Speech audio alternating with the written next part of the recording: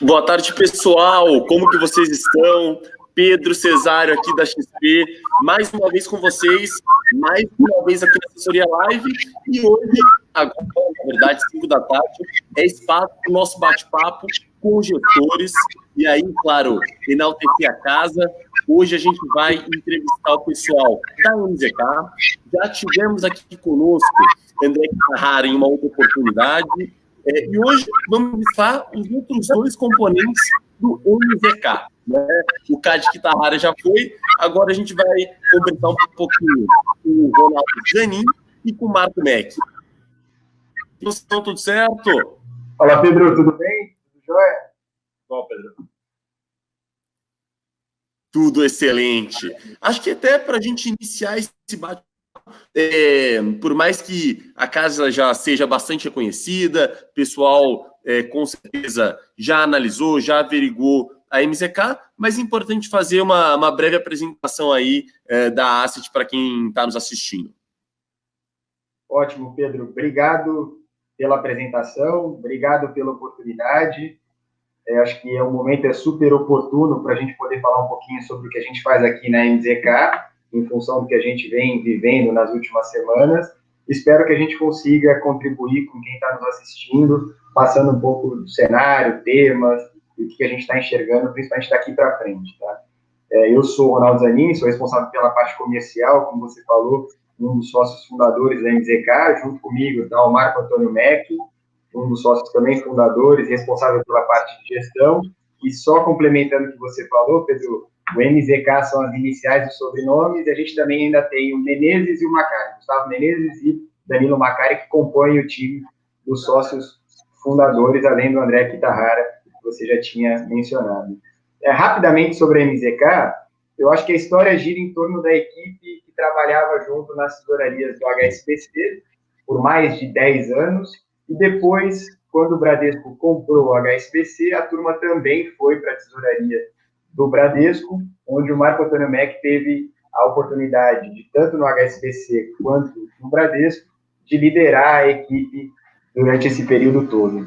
E em meados de 2017, a gente se juntou para montar a MZK, e desde então o que a gente vem fazendo é foco total em um único produto, que é o fundo MZK Dinâmico, e que eu acho que vale destacar aqui de uma maneira também bastante breve, depois a gente pode se aprofundar, a gente traz para esse produto as principais características que a equipe de gestão sempre implementou ao longo de toda a carreira, e são mais de 25 anos de histórico profissional. O Meck aqui pode explorar um pouquinho mais à frente, mas eu acho que toda essa expertise, toda essa tecnologia de gestão que foi sendo desenvolvida ao longo de anos e anos em tesourarias de banco, hoje a gente implementa dentro do fundo MZK Dinâmico. E como característica principal, a gente é um fundo, como o próprio nome diz, mais ágil, mais dinâmico. A gente se auto-intitula como um fundo macro trading. O que eu quero dizer com isso? A gente olha horizontes mais curtos, monta posições menores, a gente entra e sai com uma frequência muito maior, e a gente tem um processo de tomada de decisão descentralizado, ou seja, mais pessoas tomam decisões, e com isso a gente tem um nível de diversificação maior dentro do próprio portfólio do fundo MZK Dinâmico. Então, acho que, mais uma vez, eu queria agradecer, e a ideia aqui, como você falou anteriormente com a gente aqui, é talvez explorar um pouquinho mais esse momento, e o Meck aqui está à disposição justamente para entrar nos detalhes do que eu acho que é a parte mais interessante aqui da nossa conversa. Perfeito, perfeito. E até para passar para quem está nos assistindo, né? Certamente essa é uma live interativa. A gente tem diversas perguntas, tanto na vertente do aplicativo como na vertente do YouTube. E o que eu vou tentar fazer por aqui é realizar um compacto geral dessas perguntas para transmitir para os dois especialistas aí. É sempre muito bom poder conversar com pessoas aí que estão no mercado há muito tempo, que fazem a gestão de maneira tão eficiente, porque certamente a gente consegue tanto acalmar o pessoal, como passar os próximos passos, ter esse tipo de conteúdo, certamente, em um momento tão delicado como esse, vai ser bastante importante. Então, eu vou até puxar aqui uma pergunta que foi feita do Nicásio. É claro que essa não é, talvez, a principal questão, o principal foco da casa, né? Mas se a gente for olhar, e Cássio me perguntou aqui, Pedro, a Bolsa está despencando. Será que ela vai continuar dessa maneira? Então, queria perguntar para o MEC, não entrando no micro, não entrando em papéis em si, mas talvez um panorama geral. O que vocês esperam para a Bolsa, tanto nos próximos 2, 3 meses, como para o longo prazo em si, MEC? Bom, Pedro, obrigado aí pela oportunidade de a gente poder falar, exprimir o que a nossa visão, as nossas opiniões. É importante, antes de mais nada, dizer que a gente está num ambiente muito difícil. Então, esse tipo de crise que a gente está passando é uma crise nova, a gente não viu nada muito similar até então. A crise que a gente viu parecida foi a de 2008, mas lá foi uma crise muito mais de crédito.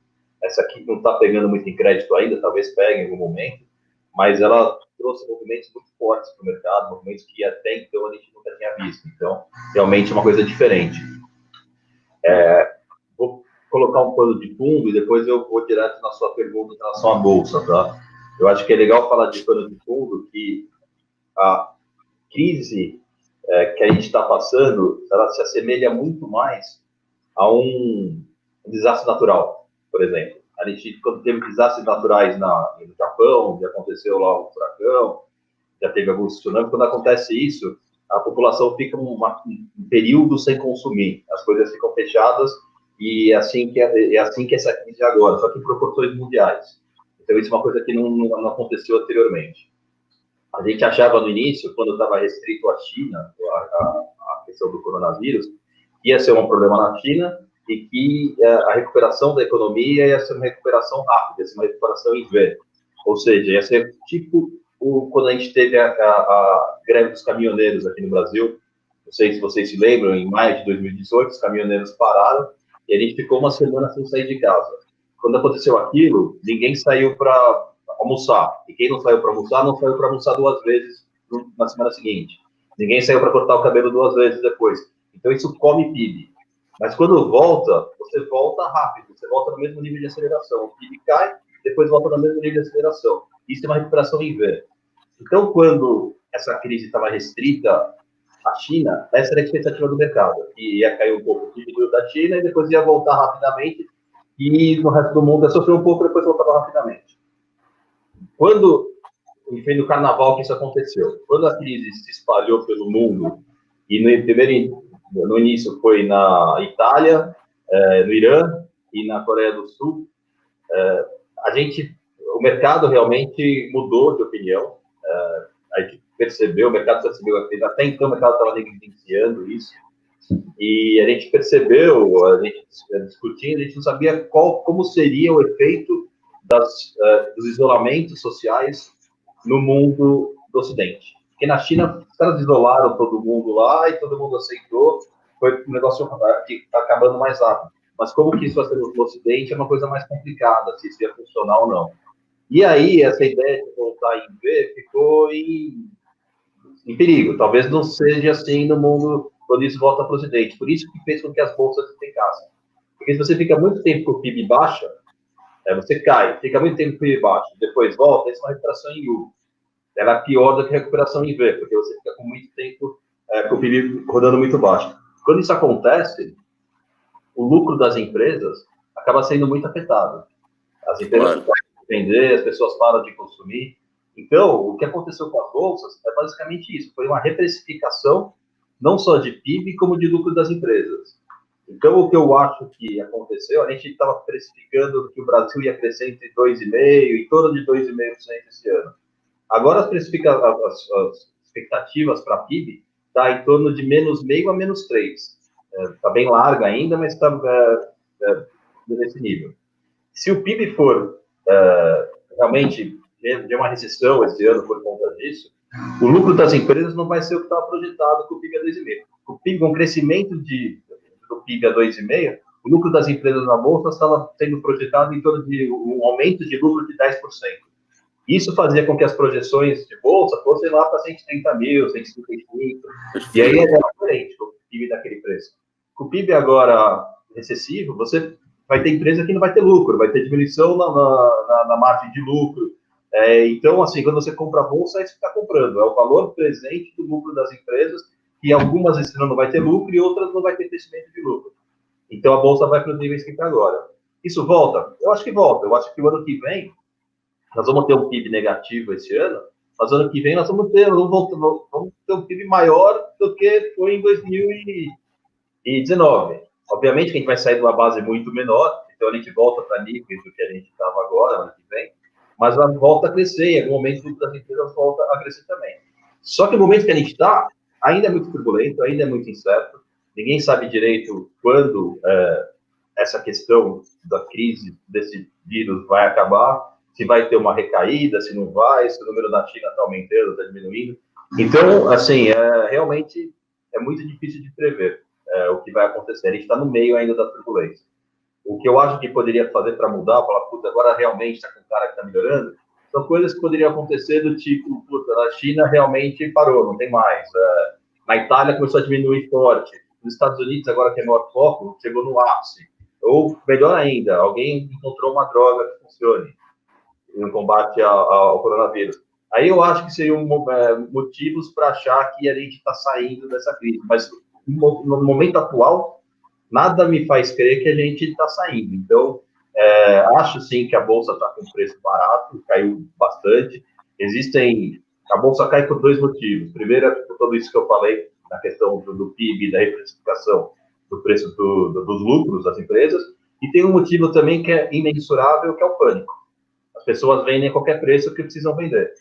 Além disso, você tem também as maquininhas, os caras que operam quantitativo. Os caras que operam quantitativo, o modelo deles matemático manda vender sem fazer conta.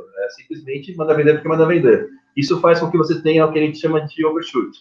E a bolsa acaba sendo overshootada porque tem stops, o cara é obrigado a estopar, e tem esses modelos quantitativos que faz com que as pessoas também não façam conta e saiam vendendo. Isso pode continuar acontecendo. Nunca dá para dizer que acabou o overshoot, pode continuar acontecendo. Mas, com cautela e com cuidado, eu acho que o preço que a Bolsa dá é um preço atrativo, sim, a mais longo prazo. Pedro, só um detalhe, e para quem está nos ouvindo, a gente não consegue ver as perguntas, tá? Então, porque a gente está um pouco distante do computador aqui.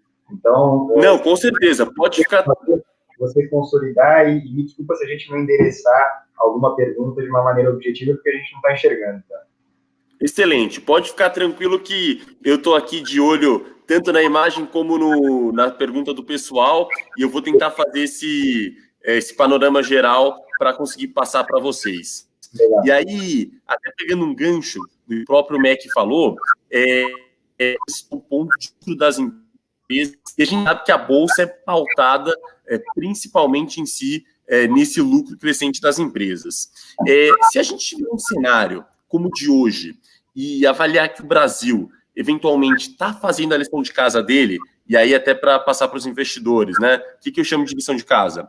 A gente teve, de fato, diversas reformas quase inimagináveis sendo concretizadas, tá aí teto salarial, teto fiscal em si, de fato ali, reforma da Previdência, a gente está, claro, ainda trabalhando nisso, mas reforma tributária, PEC administrativa em si, para ser consolidado, claro, depois que essa turbulência passar, o que eu te pergunto, Mac, é o seguinte: será que diante de um cenário fiscal mais organizado, de uma nação em si, com a vertente pautada em si para o desenvolvimento econômico, será que a gente não teria talvez uma recuperação até mais rápida, eventualmente, do que foi com a crise de 2008? Proporções e as especificidades de cada crise? Sim, eu acho que eu vou separar em dois itens. Você falou da parte fiscal e da parte de reformas, mas tem a parte monetária também, que é muito importante nisso. A gente está com juros mais baixos do que a gente nunca esteve, com chance de cair mais os juros. Então, numa possível recuperação, isso vai ajudar com que essa recuperação seja mais rápida realmente. Se ter juros mais baixos, você faz com que a demanda venha mais rápido e ajude numa recuperação de uma maneira mais rápida.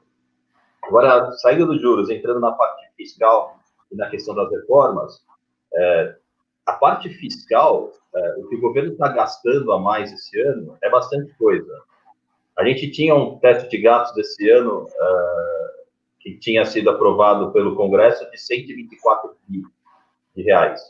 E a gente deve gastar 374, de 250 bi a mais para poder realmente dar condições para as pessoas que estão aí no festival de sobreviverem, de comer, para ajudar as empresas, para as empresas não quebrarem. É importante isso, todo mundo entende que isso é importante, isso vai piorar o nosso cenário fiscal, mas o mundo inteiro está fazendo isso, o mundo inteiro está piorando o cenário fiscal. A nossa dívida, a gente deve gastar, então, isso dá mais ou menos uns 4% do PIB que a gente vai gastar. E, fora isso, a gente vai deixar de arrecadar, porque como está tendo menos compras, menos demanda, a demanda diminuiu, o governo deixa de arrecadar impostos. A gente estima isso em mais uns 3% do PIB. No final das contas, a dívida PIB deve sair de 77% para 84%, 73%, 84%. É mais ou menos essa conta que a gente fez. Então, hoje a gente tem uma dívida de 77% e deve ir para 84%, que não é nenhum fim do mundo, não tem problema nenhum isso acontecer, se o cenário for de, depois que for falar, for o cenário de redução de dívida PIB, que é o cenário que a gente estava tendo. A gente estava reduzindo nossa dívida PIB. Se eles tiverem um shift paralelo, subir para 84%, depois continuar caindo e demorar 5 anos para ir para 77%, de novo, não tem problema. O importante é a direção ser para baixo. Para a direção ser para baixo, tem que acontecer o que você falou. A gente tem que passar as reformas. A gente já passou a reforma da Previdência, que foi ótima. A gente passou o teto de gastos, que foi excelente também. A gente precisa agora passar a reforma tributária, a reforma administrativa, que são duas reformas muito importantes. Passando essas reformas, eu acho que a gente tem condições, sim, de ter uma dívida PIB decrescente nos próximos anos. Mas toda essa confusão, toda essa crise gerou um problema político. Eu acho que o Bolsonaro, ele se isolou um pouco politicamente, pelo que eu leio, ele se isolou um pouco em relação ao Congresso. Eu acho que o Maia é um cara bem pró-reformas, é um cara que tem chance dele estando lá, de passar essas reformas, mas além do Bolsonaro ter se isolado um pouco, eu acho que a questão de tempo ficou muito importante, a gente tem pouco tempo agora para essa reforma.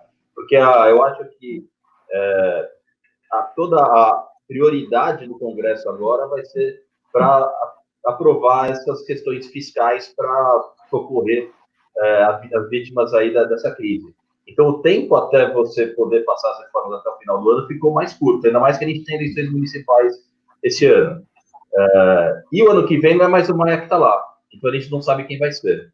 Então, eu acho que tem vários fatores políticos que podem estar envolvidos aí para a gente saber se a gente vai conseguir continuar com essa trajetória de reformas que são importantes e que vão fazer com que a dívida PIB caia. Então, você tem razão, a gente sai mais rápido da crise por causa do monetário, por causa das nossas reformas, a gente precisa continuar com essa questão das reformas e talvez a gente não continue. Esse é o meu grande receio.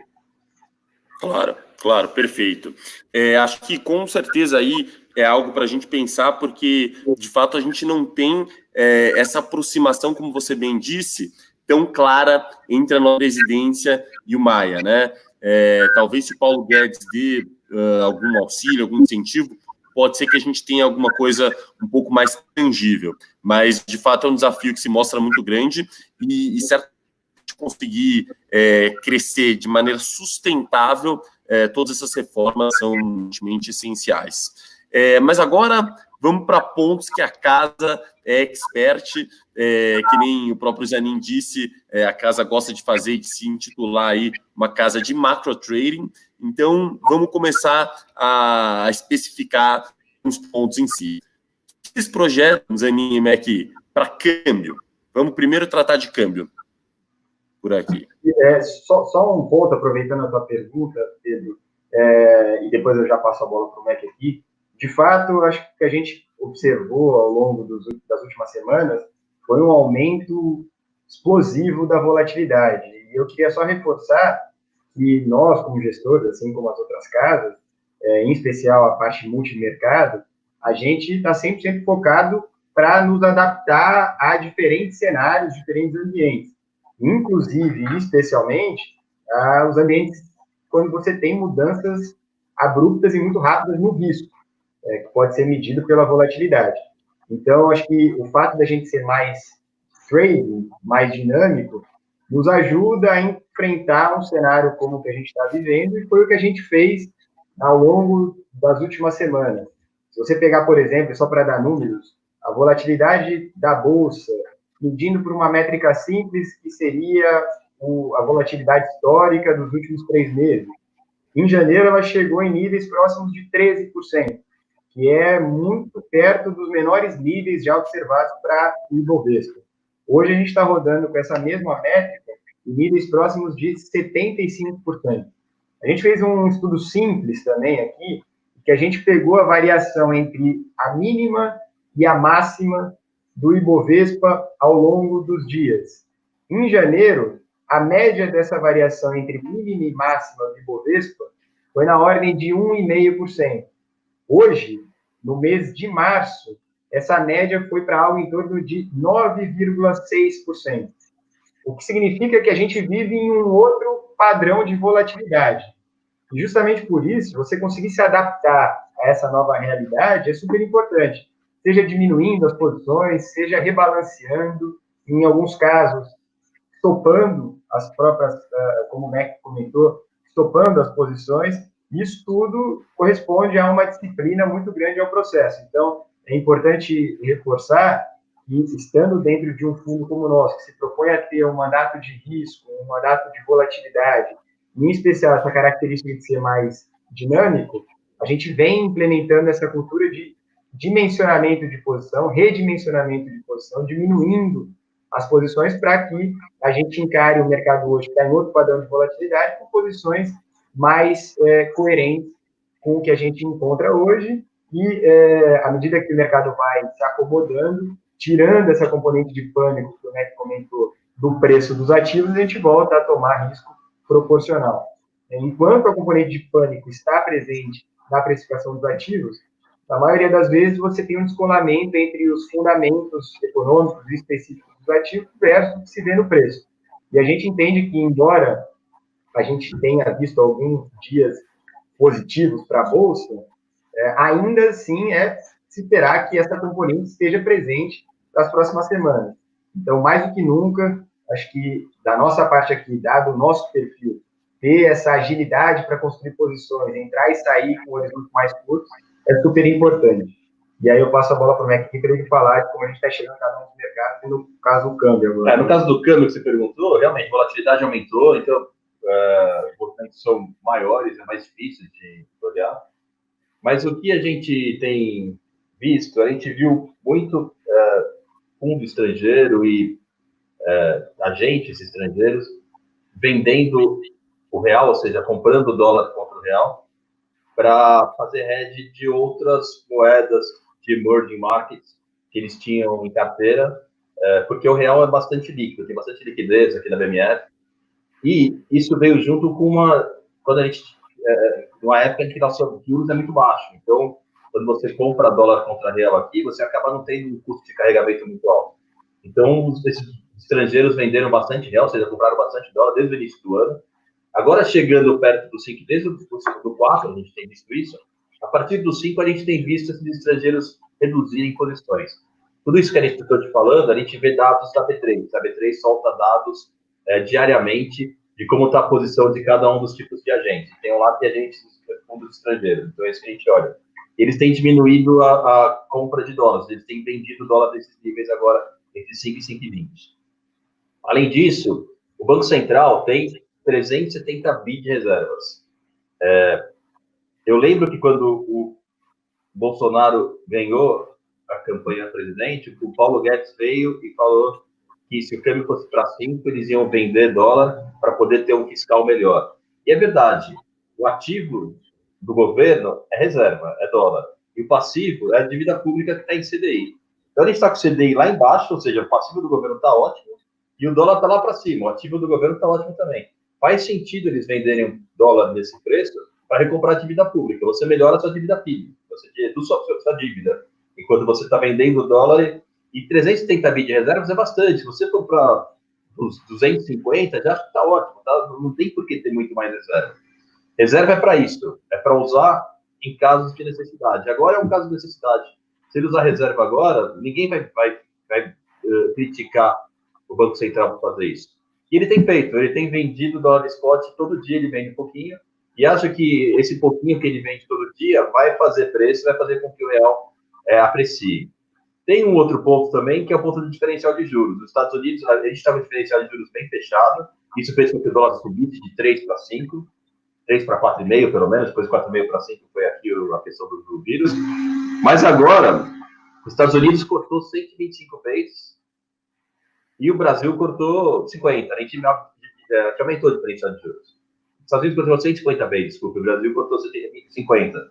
Ou seja, a gente tem um diferencial de juros melhor em relação ao Brasil. Ou seja, mais um motivo que dá para ficar um pouco mais confortável estando vendido em dólar e comprando em real. Então, eu acho que perto do 5,20, toda vez que bate perto do 5,20, o Banco Central aumenta um pouco as vendas, eu acho que os gringos estão vendendo. E a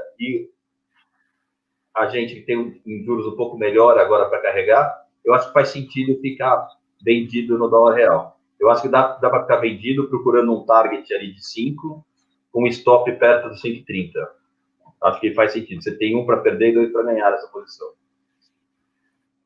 Perfeito. Isso no e aí, desculpa, no médio prazo eu acho que pode ir para 4,5, tá? Tá. A crise acho que pode ir para 4,5. Excelente. E aí, até puxando um pouco aqui das perguntas novamente, Artênio fez aqui uma pergunta em relação à nossa taxa de juros, à nossa Selic, e aí até aproveitando esse gancho em si do diferencial de juros, acho que é importante a gente tratar desse ponto também. É hora, Mac, Zanin, da gente estar tomado ou da gente estar doado em si em juros? Se quiser explicar um pouco aí, estive até conversando recentemente com o Kitahara, ele deu a visão dele, acho que se você puder apresentar para o pessoal também é bem interessante. A gente até hoje, até ontem, hoje a gente tem diminuído as posições nos juros, tá? Mas a gente estava com a posição que era doado, aplicado na parte curta da curva e tomado na parte mais longa. Por quê? Porque o Banco Central tem espaço para fazer um afrouxamento monetário que pode ajudar na crise. Então, na parte curta da curva, deveria cair. Mas com todo o fiscal que está sendo feito a mais, a parte longa tem que se manter pressionada. Por que tem que se manter pressionada? Porque o governo dá dinheiro, mas em algum momento ele tem que pegar esse dinheiro de volta. A gente vai ter que tomar dinheiro de alguém. Vai aumentar a dívida PIB, você tem que tomar dinheiro de alguém e o juros sobe. Então, a parte mais longa realmente deveria ficar pressionada, enquanto a parte mais curta ficar. Mas hoje, no final do dia, hoje estamos precificando aqui um corte de 43 vezes na parte mais curta da curva, para a próxima reunião. Na próxima reunião do Copom, está precificando 43 vezes, ou seja, o mercado acredita que vai ser algo em torno de 50 vezes de corte. O que eu acho? Eu acho que a inflação está totalmente sob controle. A inflação vai ser menos que 3 esse ano, e o crescimento vai ser muito baixo. Vai ser, a gente já conversou, vai ser negativo, alguma coisa entre menos meio e 3. Então, o Banco Central deveria, sim, cortar juros, porque ele ajuda no crescimento da economia, a retomada depois. A gente, no início, achava que essa crise era um choque de oferta, porque todas as lojas iam fechar, ninguém ia poder comprar nada. Mas agora virou também um choque de demanda, porque a confiança do consumidor caiu bastante. Ou seja, quando acabar a crise, eu acho que o consumo vai ser menor. E ele derrubando os juros, ataca bem essa parte da demanda. Então, eu acho que ele deveria, sim, cair juros pelo menos mais 25 ou 50 vezes points, ele deveria cair, porque não vai afetar a inflação e vai ajudar no crescimento. Mas a gente tem que ver o que o Banco Central pensa também. E quando a gente vê a ata do Banco Central e o discurso do Banco Central, eles estão preocupados com algumas outras coisas que até então o mercado não estava preocupado. Eles estão preocupados com a questão de desemprego, se o nível de taxa de desemprego ótimo, onde que está esse nível de taxa de desemprego ótimo? Ou seja, se com todo esse período de crise que a gente teve, a gente consegue mão de obra qualificada para fazer quanto de mão de obra qualificada a gente ainda tem para poder fazer o país crescer? Se a gente não teve, a gente não perdeu um pouco de mão de obra qualificada. Um outro ponto que eles olham é a ociosidade das empresas. O quanto que as empresas realmente estão ociosas ou o quanto que realmente você perdeu de capacidade das empresas porque ficou obsoleto. Então, as empresas têm espaço para produzir mais sem ter que contratar gente, ou sem ter que comprar máquinas novas, ou seja, sem causar inflação. Então, a questão é, se o Brasil cresce, começa a crescer mais, as empresas vão ter que, elas têm uma capacidade instalada menor, ou seja, vai causar inflação, vão ter que comprar mais rápido. E na parte do desemprego, a mesma coisa. Como a gente não tem tanta mão de obra mais qualificada, conforme a gente vai crescendo, a gente precisa pagar mais para quem é qualificado, isso também gera inflação. Então, eu não acho que é isso. A gente não tem evidências nenhuma de que isso está acontecendo. Mas o governo, o Banco Central, escreveu na ata isso. Eles acham que o Brasil está com um problema de o crescimento ser menor, o crescimento de mais longo prazo ser menor do que o que a gente acha que é, porque se crescer rápido pode causar inflação. Então, esse que é o receio do Banco Central. Por isso que eu acho que com esse discurso, talvez eles não caiam tanto juros como o mercado espera. Eu acho que o mercado está pedindo para ele dar juros por conta da crise, mas ele está olhando mais longe, ele está olhando que, será que nosso crescimento potencial não é menor do que todo mundo espera? Se o crescimento potencial for menor, a gente tem que ter um juros neutro longo um pouco mais alto para não gerar inflação. E é isso que eu acho que alguns membros do Banco Central estão olhando. Então, eu acho que lá dentro mesmo do Banco Central, eles devem ter essa discussão, se eles têm que olhar para o mais longo ou para o mais curto. E tem um outro ponto, que é o seguinte, eu acho que no país desenvolvido, os países desenvolvidos, eles conseguem dar fiscal e conseguem dar monetário. Os Estados Unidos está fazendo isso, está gastando trilhões de dólares no fiscal e caiu o juros de 150 vezes.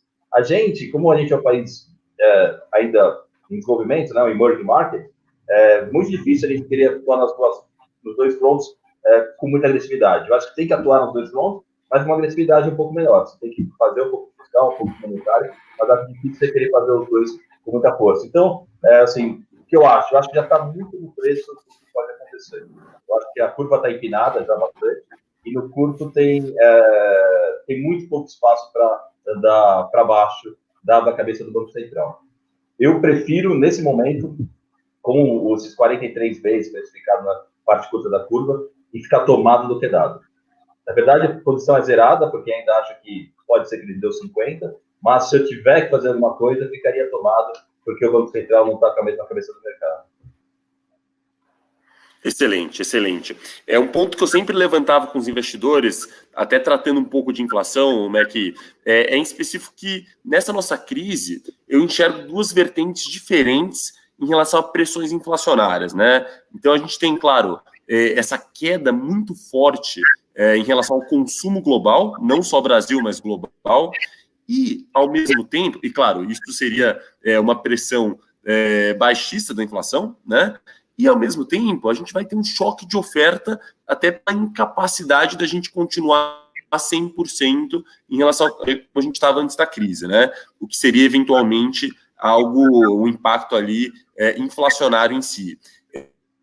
Fazer esse ponto em que o Bacen talvez esteja olhando mais para a ociosidade pode ser algo para a gente tomar uma decisão e, claro, um embasamento de medida de decisão para a gente estar tomado ou doado em si, em específico em juros, né?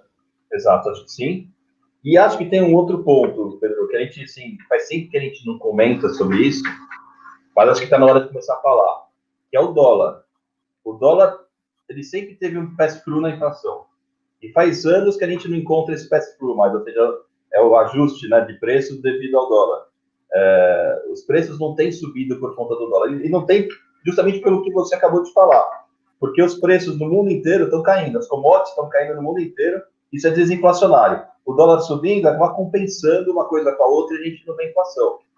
Mas a gente tem visto alguns dados anedóticos aqui de empresas que já comeu toda a margem que dava para comer se alta do dólar. Acima de 5, o cara não aguenta, ele tem que repassar. É que se ele repassa, ele não vende. Mas o cara tem que repassar, porque senão o cara não consegue sobreviver. Ele está trabalhando com margem negativa já.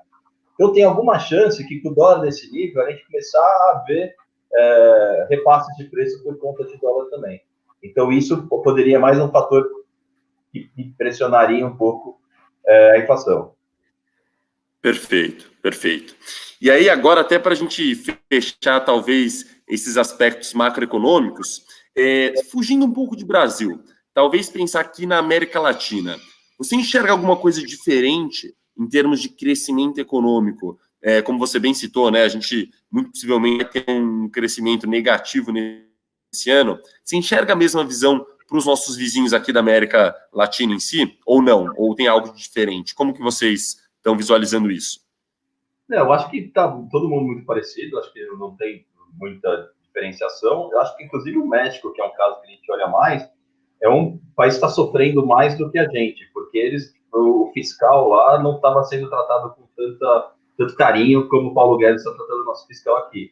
Então, se você pegar a moeda do México em relação ao real, o peso mexicano, sofreu mais. Ele ganhou muito mais antes da crise, porque ele tem juros mais altos, então o custo de carregamento é melhor. Então, o pessoal, principalmente esses quantitative tradings, eles ficavam comprado em México e vendido em real para poder ganhar esse diferencial de juros.